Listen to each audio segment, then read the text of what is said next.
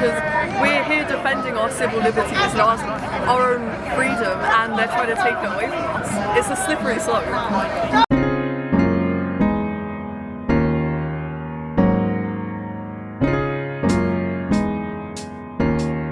Hello and welcome to another episode of Let's Talk About It, the show where you've guessed it, we talk about it. We're talking about the police, crime, sentencing and court bill and why it's gotten so much controversy. The other weekend I went to central London to be part of the Kill the Bill protest, where I interviewed a lot of the people who were protesting to find out what their thoughts were on the bill. So basically we're protesting the police, or the Station Police Crime Courts and Sentencing Bill, which basically will give the police powers to criminalise protests that seem to be causing serious disruption or noise or annoyance. About Kill the Bill, and there's this new police crime and legislating bill crime and sentencing bill rather, that we're trying to oppose in full because it's trying to criminalise people's right to protest, making it illegal to do so. They want to criminalise protest because they'll know there'll be a lot more coming up. You know, they've got in trouble with Brexit, that's going to hit the economy. They're going to be massive unemployment at the end of furlough. And they've always wanted to do that because all governments want to have as much power as they can. Police will now have new powers to intervene in protests. Before they could only intervene in large protests. But now they could intervene in smaller protests, in static protests, and even single-person protests, which is bad for free speech, obviously, because now you don't have as much freedom to speak as freely as you want against the government. Of resisting this bill. Look at the beauty of all of these people here who have decided to fight for justice.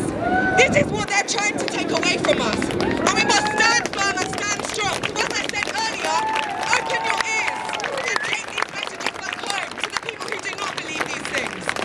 And part of what was strange about this bill is that the police can restrict protests to prevent impact. Now, I don't know about you, but the whole point of protests was that they should have an impact. That's the whole idea. You make a protest, you get attention, so you can make an impact on the public opinion, which then has an impact on the law. So I find that whole thing funny. Basically, they're saying protests shouldn't have any power, which is kind of ridiculous. In my opinion, I don't know how you could have any other opinion of it. Once they've got their controls, they'll never take them away again. The moves like that are part of what this bill is trying to do, like by giving the police more power and just kind of expanding the capacity to like control and punish people for what they need to do, like protest. We can't have that. It's so fucking important because we're here defending our civil liberties and our own freedom, and they're trying to take it away from us. It's a slippery slope. The bill gives the Home Secretary power to stop protests they don't like. Through some politic ticks, she could, or he, whoever will be the next one, could have the power to stop protests that they simply don't like because it's causing serious disruption. Now, again, protests, the point is you want to get attention, you want to make a change, you want to, get in people's heads. So for you to do that, you do have to cause some serious disruption if you're effective protesting it. Now, obviously, there's limits to that. If you start damaging people's properties, you start being violent and aggressive, if you start kind of like, shouting at people and making them feel physically uncomfortable, like in a threatening way, then yeah, okay, that is serious disruption, and maybe police should step in and calm things down. I agree with that. But again, this is very vague what serious disruption is. It's not saying X, Y, and Z is serious disruptions. It kind of just gives the Home Secretary the power to determine what that is. And I'm someone for small government. I don't think anyone in government should just have that power. So why are you here today? Priti Patel is an evil fascist, and this bill will basically end democracy in this country. The reason we're protesting that is because obviously we know that the police, increasing police powers is something that increases, is used disproportionately against people from marginalised communities. It's used to crush dissent against the state, and because we think that if a protest is to work, if we are to be able to use protests to exercise our power as people, they have to be disruptive, and they have to be noisy and annoying to those in power. Now, another weird thing is that protests can be stopped for being too noisy. Now, it's not really it's kind of left to the discretion of organizations if they feel like the noise is disturbing their daily activities. So, you know, when you're walking in central London and you see those people protesting loudly outside Canada Goose, that, you know, that the fur is murder and all of that. Well, yeah, they won't be allowed anymore with this bill. Now, as annoying as they could be and as awkward as they could be for people walking into Canada Goose, that's kind of the point of protest. They're meant to be kind of inconvenience in a way to get that point across. Maybe it'll deter some people buying Canada Goose. Some people will still walk in there. Maybe people will just shop online at Canada Goose. But to say these people shouldn't have their right to speak freely because they're too loud, well, they're meant to whisper, it's kind of absurd, some of the things proposed in this bill, to be honest with you. Goes against the XR protest and the Black Lives protest as two huge disruptive protests to try to shut down the voices of marginalized communities. With this bill, do you feel that it will prevent protests like the XR and the Black Lives Matter? This bill is trying to silence the people and the organizers who work so hard to liberate communities. And this bill is just trying to shut down and silence all of these people. Back in the 70s and 80s, the SPG, the riots against black communities, all ethnic minorities, the police have been used as a tool to subjugate certain sections of society. I remember the SPG and the Brixton riots, and all of that, the roots lie in the British state and establishment trying to clamp down on anybody who's not white Anglo-Saxon Protestant and for the establishment or royal family. And that's where the royal family comes into all this as well. I don't know, it's just all very vague to me, to be honest.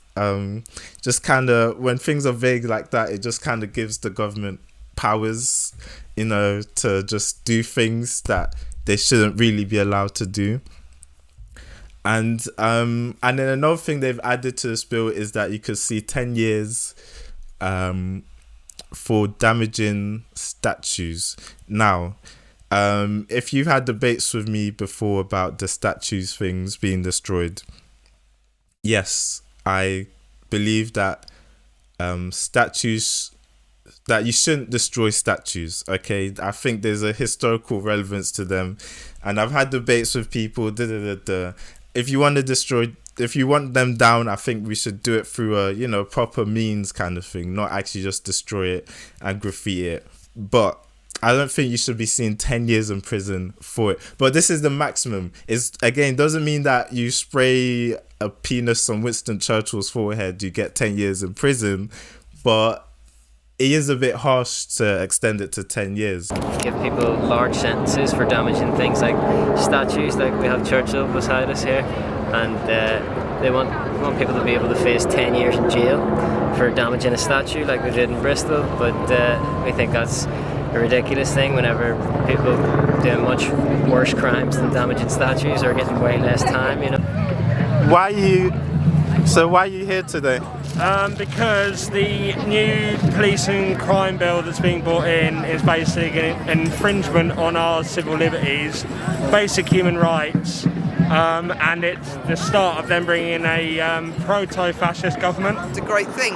Yeah. The reason being, it's about democracy and defending democracy, which is the Tory government is trying to undermine. And how would you say they're undermining it with what's this bill exactly? The bill exactly is about limiting freedom to protest and to fight against their policies that they're trying to implement. So they don't want any opposition to their agenda, which is to have no opposition and to get on with everything that they promised that they'll do to their party faithful over Brexit, over getting rid of our rights so they can exploit us more. Now, it's important for me to say that there is a counter argument arguing for this bill, and the argument basically goes that this bill is meant to be tougher on crimes like knife crime and, you know, more serious crimes like rape and sexual assault. The bill also gives the police more power to tackle certain crimes like knife crime and to work with different organizations to help tackle and prevent and understand the causes of these kind of crimes. So it is also a law and order kind of bill, and that's why a lot of people on the conservative side are for this bill. But in my personal opinion, you can have that without having the whole stopping protests part of it. I think they need to revise this bill. I wouldn't say kill the bill necessarily, but I would say revise the bill, cut out the bits that are against free speech, be careful of the powers that we give the police. There is a lot of problems with this bill. Maybe they should kill it, maybe they need to reform it, but it can't go the way it is. Like, comment, subscribe, tell me what you think. If you want to see more videos like this, because I do want to go out and interview people more, I need to find someone to help me to do it actually, because it's hard to be cameraman and interviewer. But yeah, we'll see you in another episode of Let's Talk About It.